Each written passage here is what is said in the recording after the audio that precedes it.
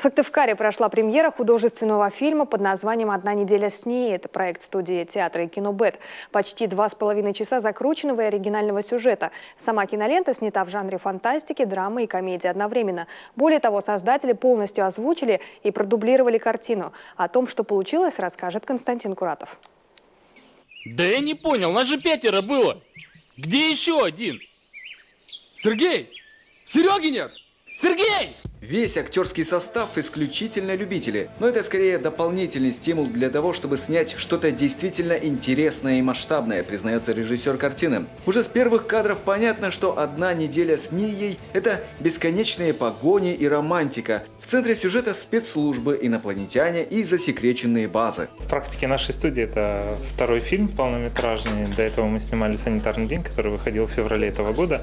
Но в отличие от «Санитарного дня», здесь мы прибегли к таким более сложным техническим вещам, к озвучке и так далее, и так далее.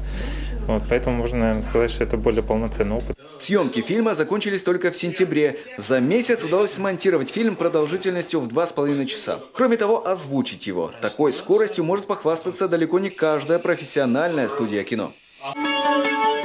Ты кто такая, девочка? Не. Откуда ты? С планеты Манаан.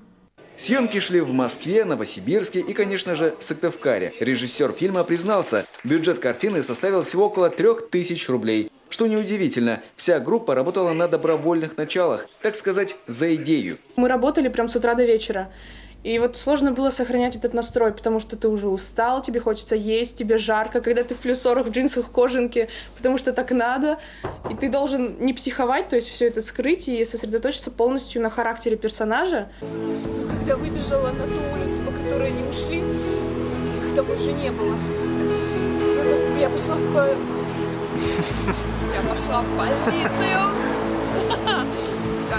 Давай еще раз.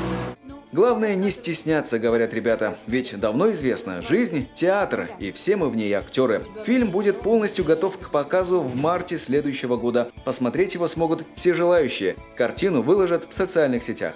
Константин Куратов, Евгений Ершов, Павел Фетисов, телеканал Юрган, Сыктывкар.